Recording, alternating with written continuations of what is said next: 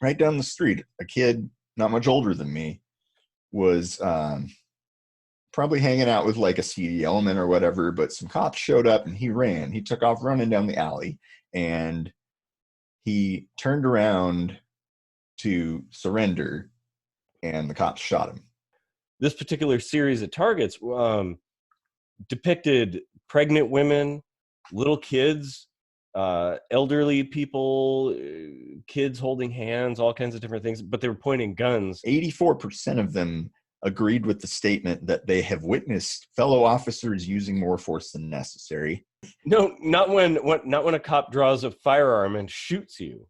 I think the problem is the whole precedent of probable cause. Like, they can pull you over for a taillight and come up with some BS answer to the question, like, well, why did you search the car for drugs or guns or whatever? And it's like, they could just say anything. Well, that police will always escalate when faced with resistance. It always escalates. They will never back down. Like, it gives them way too much authority to just do whatever they want. And of course that pisses people off. You know what? Like,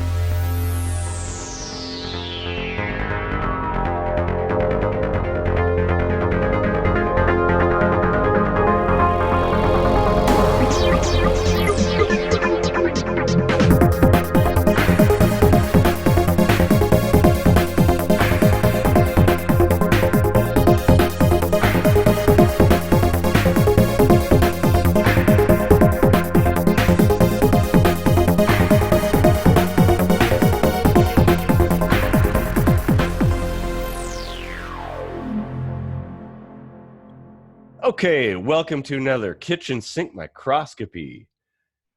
So, Casey, you have any interesting topics for us to discuss today? actually, yeah. I heard about a tragic, not an ending, but it's a tragic story. There was a guy trying to commit suicide, and police arrived on the scene, and this man opened fire on the police, and of course, they justifiably so returned fire, and I believe they injured him, but that was the last I heard of it. It got me to thinking, while this was clearly a justified return fire, there have been plenty of cases, especially in the last few years, of not so justified police force, let's say. Because there have been stranglings, there have been shootings, there are beatings going all the way back to Rodney King. In fact, like, it's always been a really close personal thing to me since I was a kid. Right down the street from me, and I mean, I grew up in like a middle class neighborhood, not a whole lot of crime. Right down the street, a kid not much older than me was probably hanging out with like a seedy element or whatever, but some cops showed up and he ran. He took off running down the alley, and he turned around to surrender, and the cops shot him. Oh, wow. And killed him in the alley. And I didn't know him personally, but I knew the people he was hanging around near, and I saw these cops, and I was like, "What's going on?" And I found out a little while later, and I just could not believe that they shot an unarmed kid. And that is probably right around the time of Rodney King, maybe a little after. But it was definitely like I became like socially aware of this problem really early on in life. And yeah, I mean, it's just, what are your thoughts on the whole thing? Oh, wow. This is a in 30 words or less. Yeah. I don't think I could limit it to that. I mean, there's a lot of nuances to this particular thing. I think it really it's a deeply personal topic to a lot of people. I have mixed feelings on it, because I have cops, police officers in the family. You know, I think, wow. I feel like right now there's sort of a increase in the militarization of the police, and that's kind of what I've noticed recently, is that probably due to, in part, to the drug war or things like that, there has been more and more militarization, training in that regard. um, you know, I actually recently, well, actually, it was a few years ago, there was a company called Law Enforcement Targets that sells targets for shooting at gun ranges and things like that. And they had a series of targets that was for their No More Hesitation campaign. And so a lot of these targets, they do these like realistic looking targets. They have a whole bunch of zombie targets, which are really cool, and some other things. But this particular series of targets depicted pregnant women, little kids, elderly people, kids holding hands, all kinds of different things, but they were pointing guns. And the idea was these were supposed to be used by law enforcement to train them to not hesitate to shoot civilians. And there was a huge amount of public outcry by this, myself included. And then, of course, they pulled those. So that entire section of the site that sells those targets is now private. Wow, yeah, that totally invalidates the old NES game Hogan's Alley, where you're not a pregnant lady. Exactly. No, if you see these targets, it's actually kind of disturbing, because there's, you know, some pregnant women that's like holding her belly with a child, and she's pointing a gun, and there's a little kid holding a pistol. That's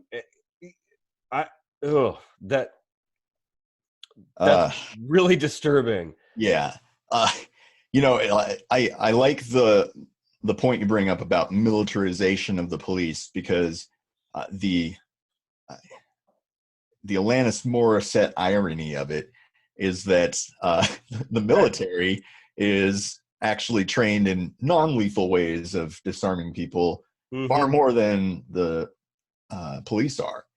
Well, I've heard soldiers commenting on this, like, there's no excuse for claiming you feared for your life in these situations where you easily could have taken the assailant out by other means. That, well, you know. And that's interesting too, because soldiers are living in a war. They're in a war zone.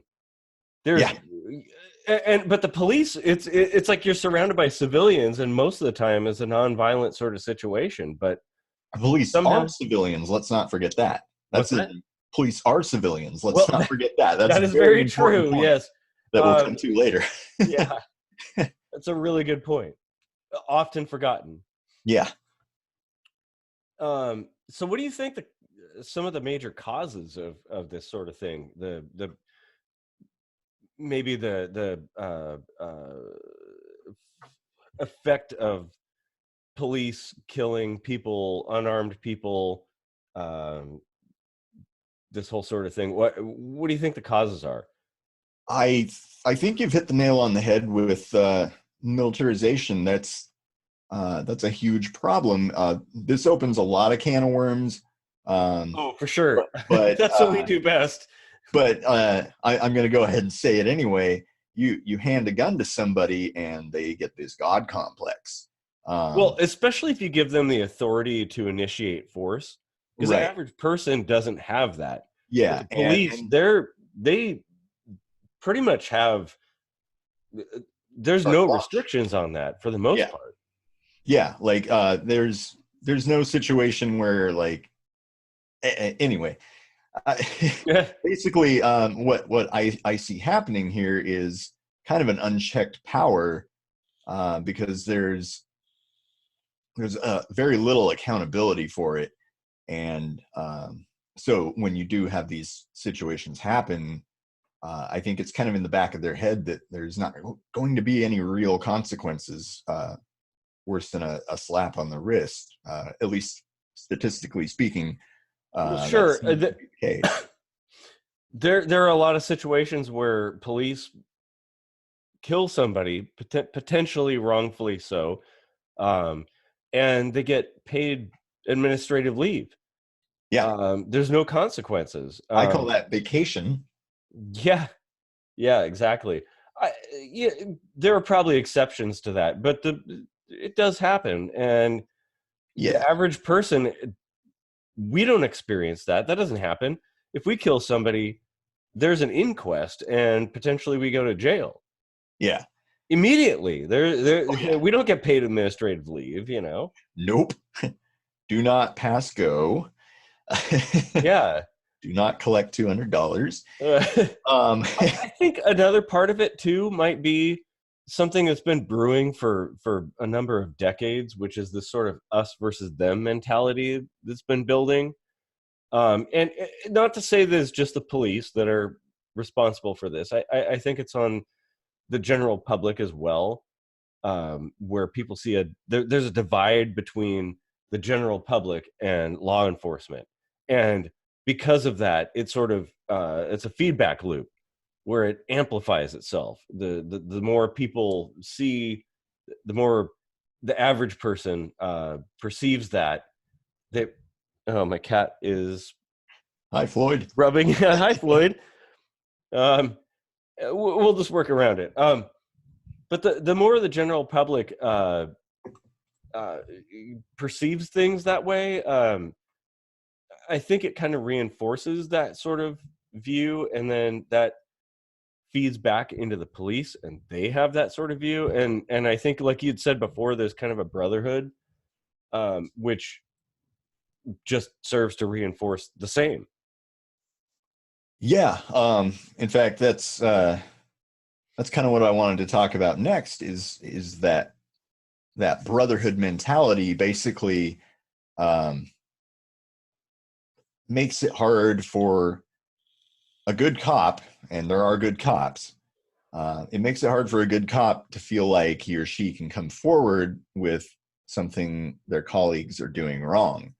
Oh, absolutely. Mm-hmm. Yeah. I even have some numbers here from the Department of Justice did a study. They polled police officers and asked them about police violence and certain things, and 84% of them agreed with the statement that they have witnessed fellow officers using more force than necessary. Really? 61%, more than half, do not always report serious abuse by fellow officers. 52%, half, say it's not unusual for a cop to turn a blind eye to improper conduct of their fellow officers. And just under half said always following the rules is not compatible with getting the job done. That's a scary one. My God. Wow. Yeah. That right there basically says, well, we have to be above the law, otherwise we can't do our job. But look at other countries where, like, England doesn't even give their cops guns, right? I mean, like, well, some do. Yeah, but that's actually, that's a good point. Like in the UK, they're trained to de-escalate before resorting to lethal force.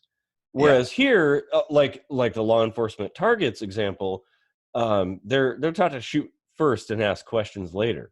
Not that it is completely prevalent across the board. Obviously, I'm sure there's jurisdictions that do things differently, but yeah. Well, you remember back in 2010 here in Seattle, the homeless Native American man who was deaf in one ear with his whittling knife, he carved wood to feed himself. He was walking around with his knife out, and Officer Ian Burke, I still remember this name because I was so pissed off when this happened. He jumps out of the car. You can see on his dash cam as he crosses in front of his car, he's already got his gun drawn. saying, drop the knife, drop the knife, drop the knife, opens fire. The guy had just turned around. Like, I forget how far he was away, but he had a whittling knife and he was like several yards away from Officer Burke. Got mowed down. And weren't there two officers involved in that? I don't believe there were, if I remember correctly. Okay, it was a while ago. I'm getting over a cold, so I I can't remember. But I mean, like, talk about a slap on the wrist. This guy clearly like had a bad day or something. He was just not doing what he should have. He was not de-escalating, and he got off with paid administrative leave and then resigned. And I think I followed up with a few years later, like he just got another job as a cop somewhere on the East Coast or something. Yeah, and I think that particular officer or the Seattle PD had some experience with the wood carver guy, and they probably had it out for him. I don't think they liked him very much for whatever reason. And that points back to the power issue. When you've got a human being who is prone to some negative feelings, sometimes we all are, you give them power, bad things can happen. I mean, there was like this psychology study. I don't remember all the details of it, but they put people in a room and they told them, like, you have such and such authority and they have to do what you say and blah blah blah. And like the kindest people would all of a sudden become slave drivers. Like they were like really horrible to other people, to other human beings, because they were given authority. I think I remember reading about that. Yeah, it's easily corrupting. The power is no small force by any means. No, that's true. I mean, the police are supposed to be law enforcement, and I think the scope of that particular task has expanded greatly in the intervening years. I believe that a lot of it has to do with the drug war and the militarization based on having to enforce that particular set of laws. Yeah. And I don't know that we're better for it. I mean, we've talked about the drug war before, and I think this is one of those effects of such a thing. There's the monetary aspect, but there's the fact that people are dying because of it. Yeah. And another study I saw from the Bureau of Justice Statistics was that only they looked into this and found that only half of these deaths are being reported to the federal government. So it's like twice as worse as we thought. But yeah, I did actually look into some of the Bureau of Justice Statistics a little bit too. Wow, that's man, that's a big deal. Yeah. And you know, like another big part of this conversation that we really shouldn't miss is that there are a lot of people who feel that race is a big factor in this.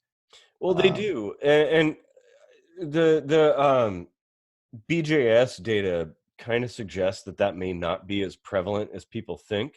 Right. It was I saw like a bar graph where the amount of Black people shot and killed was roughly half of white people, but if you lumped in all minorities, it was definitely like close to or perhaps surpassing that of white people killed. But of course, you got to take into account then you've got multiple groups of people being factored into that. So that's true. I think whatever the numbers are, it's bad things. Human beings are dying, and that's what really matters here. Well, and dying for stupid reasons too. Like stupid things. Well, there's sure as hell no due process here. No, not when a cop draws a firearm and shoots you. They're the executioner, the judge, jury, and executioner at that point. Yeah, there's so many constitutional issues with this, you know, Fourth Amendment, due process, like. Yeah. It definitely is. You know, and I always think So my personal view on this, I guess, I think that it's something that people don't think about very often. The idea that the police are actually worse than a common criminal, and the reason being is that police will always escalate when faced with resistance. It always escalates. They will never back down. You know, if you're dealing with, say, somebody on the street, just some criminal, armed criminal, whatever, you could probably talk your way out of it, run away, whatever, and that's it. That's the end of it. But with police, it never ends. Once you're marked, they will pursue you to the ends of the earth. Yeah. And I don't think people think about that very often. No, that's very true. And when you run into that situation, it's absolutely justifiable for the person under custodial arrest to get frustrated and to lose their temper and to want to resist, because, you know, especially if you're actually not doing anything wrong. Sure. Or maybe it's just some kind of ridiculous thing like a burned out tail light or something. Yeah. Something that should just be a fine and off you go. But in those situations, there's no differentiation between a burned out taillight, somebody who's dealing meth, and somebody who's just killed somebody, as far as law enforcement is concerned. And I think that's a big problem. Yeah. It's I think the problem is the whole precedent of probable cause. Like, they can pull you over for a taillight and come up with some BS answer to the question, like, well, why did you search the car for drugs or guns or whatever? And it's like, they could just say anything. Well, like, it gives them way too much authority to just do whatever they want. And of course that pisses people off. You know what? Like, sure. I hear people all the time saying, well, if they just do what the officer says, they wouldn't get shot. And it's like, yeah, that has been said many times before with authoritarian regimes. Yeah. I was reading about a guy that was face down with his hands behind his head, totally compliant, and a cop just walked up and shot him in the back and killed him. Jeez. Yeah. Oh, and my God. I think he was charged and sentenced, one of the rare cases of that, but guess what it was for? Involuntary manslaughter. Involuntary. What? Involuntary? That was the officer that was sentenced to that? Yeah. Oh, wow. Correct me if I'm wrong on that. Somebody can look that up, but it's not involuntary if you walk up to somebody who's lying on their stomach and shoot them in the back. That is actually, I would consider that an execution. Yeah. that I don't know. I'm not a legal expert, but that sounds like first degree murder to me. It's like, oh, here's a perfect opportunity for me to come up and kill someone without them even seeing it coming. Yeah, that's wow. Oh, geez. Yeah. I don't even know what to say about that. That's probably not the only example. No, it's sadly not. I mean, we could spend all day just like getting all worked up about the crap that these people are getting away with. Certainly things that you and I would not get away with. Well, and that's actually a valid point. Like the fact that they have some kind of special authority to do things the average person couldn't. Right. Yeah. Like, who's watching the watchers kind of situation. Yeah. There's nobody policing the police. You have internal affairs, but I'm sure you can understand the conflict in that, right? Well, exactly. Like affairs. They're going to review their own officers. I mean, that's like if you committed a crime and they sent you, you went to court and you were your own jury. Yeah. You know, I mean,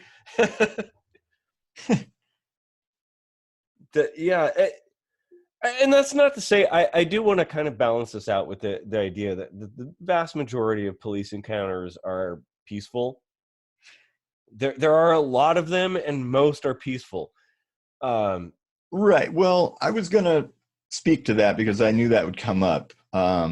This not all cops situation, just like the not all men when somebody like rapes someone or whatever. Like, of course that's the case. Not all cops are bad. You know, from the standpoint that, you know, not every cop is out there shooting people without cause or this or that. But you know, like it's a little bit like there's an assumption there in that statement that's a bit of a straw man fallacy, because it's assuming that the other person is saying, well, all cops are bad. And some people do say that, but like most of the time people are just pissed off that this is happening. And it's a bit of a red herring. It takes it away from the real problem, and all of a sudden we're talking about, oh, all the good people there are. It's like that Brock Turner guy, they were like, who raped somebody, and they were like, well, he's such a good swimmer or whatever, or a tennis player. Like, what does that have to do with the price of eggs? Well, no, like, that's a good point. I don't want people to get the perception that it's everywhere, because it isn't. There is definitely a subsect of the police, of law enforcement, that is like this. mm-hmm. But then a lot more good people than there are bad people, and a lot more situations, police encounters, where people don't get killed. Along those lines, though, I would like to posit a philosophical question. Sure. Is a person truly good if they look upon their fellow colleague doing something like this and don't speak out? That's a really good point. I mean, that's probably something that goes to the core of law enforcement, that it goes back to that whole brotherhood thing. You don't rat on somebody who's one of your own. Right. And that's a very mobster mentality, you know, like that really shouldn't exist in something that is it's just a job. These are civilians who are tasked with, albeit a dangerous job, and you know, they should be well paid, which they pretty much are. Like, it's not as good as people would like it to be, but I actually almost became a cop. Like, really? But I'm too old now. Yeah. But it's yeah, it's definitely like this mobster mentality where they're like, well, you know, you can speak up about this, but you know, you're going to be a rat. And like, it's like this form of intimidation. Sure. Well, and the thing is that kind of attitude doesn't serve anyone. It doesn't serve the public, for sure. And it doesn't even serve the law enforcement agencies. No. I feel like our law enforcement is really spinning its wheels. I mean, look at all this crap that they waste their time on. We've discussed how stupid the war on drugs is, how much time and money and lives are being wasted on the police doing their drug raids and all this stuff, and sting operations, and you've got police hunting people down and shooting them in the back.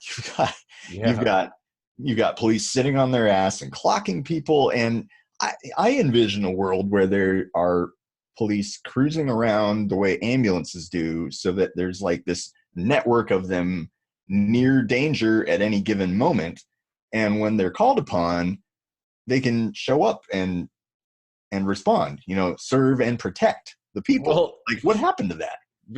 I think that's long gone, actually. It's all about getting the bad guys. Okay, so there's definitely a problem of some sort, to some degree. What do you think the solutions would be to this particular problem? I'm glad you asked that, actually. I think that one thing we need to do is kind of come together as citizens, as people, and focus on the root cause and not like the symptoms. Like there are definitely racist cops out there. Race is a huge issue when it comes to these police brutality issues, is death by cop situations. A good chunk of them are minorities and black people, and but all of that is like kind of a secondary problem that stems from this abuse of power, and that needs to be checked. And we need to be the ones that put this forward to our government and open their eyes and say, hey, we're not just screaming about, being treated equal and being, like not having our civil liberties trounced upon. We actually are fearful of our lives, each and every one of us. Oh yeah, sure. Like I don't really trust the police, like inherently. I'm pleasantly surprised when I come across a nice cop, and I will respect them and appreciate them. But it's absolutely like at the head of the show, I mentioned what I was raised seeing, and that changes you. Sure, it does. I had a few ideas that popped into my head about this as far as solutions go. I think technological change, improvements could make a big difference. Body cameras being one of those. Yeah, if you're a cop, not without faults, but I think if you're a cop, you should pretty much have a body camera on you at all times. Just like I think if you're driving, you should have a dash cam. They're cheap enough that there's no excuse to not have them. Yeah, actually, before the show, a news article popped up that there was a girl in the back of a cop car in custody, handcuffs, hands behind the back. She committed suicide. She got a hold of a gun somehow. What? How? She got a hold of, get this, she got a hold of a gun, contorted her body, and shot herself in the mouth. From hands behind the back, somehow shot herself in the mouth. The police body camera happened to fall off and hit the ground and turn off. I'm gonna say I'm a little bit skeptical that the story that's told is actually what happened. Yeah, call me a conspiracy theorist, but maybe it was on the Onion and I just didn't look at where the article was coming from, because that sounds awfully. That is pretty crazy. Although stranger things have happened. Here's another thing that I think. I think something you kind of alluded to earlier about interacting with the public. I think that's actually a very important thing, to bring the police and the general public together. Maybe we should reintroduce the concept of the beat cop. Just a cop that walks around the streets and talks to people and is just always moving around. Absolutely. Let's take Batman, for example. Yeah. He goes out at night and he looks for crime. And, we've got the bat symbol, sure. Like if something happens, we call Batman and he'll show up. But he's out there actively looking. Like, what? Why aren't they doing that? Why are they sitting around and drinking coffee? Well, and that's a thing too. If you see a police officer walking around the streets, you're going to befriend them. You're going to get to know them. They're going to get to know you. It's their territory. It's your territory. You're protecting the same area. And I think that being encapsulated in a car, sitting at Sherry's or something all day, or all night, that it isolates you from the situation. It just reinforces that whole us versus them mentality. You can walking around the street, people are going to respect you. Yeah, and you can totally have that small town mentality, small towns where everybody knows the sheriff, and that can absolutely happen in a metropolis. Yeah, for sure. Yeah, I think you've got a great idea there. Like, there really needs to be a beat cop situation. And I think it would also be extremely helpful if, part of the entrance process to becoming a police officer involved martial arts training of some kind. You get to choose or whatever, but you should be trained in non-lethal response to violence. And sure, and that it doesn't always work in every situation. Obviously, there's situations that the time frame is so short, the situation is so dire that there might not be an alternative. But that's a good point, and that actually is another thing that I was thinking about, is rather than focus on militarized training, this whole no more hesitation, shoot the pregnant woman.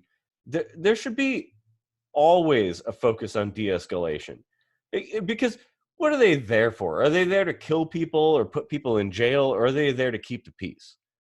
And if they're there to keep the peace, it should be always on de-escalation, never on really making arrests, even just on making things better for everybody. That's what we're paying taxes for, right? Yeah. A better world, or are we paying for a bunch of people to be in prison? Right. Just a thought. Or dead.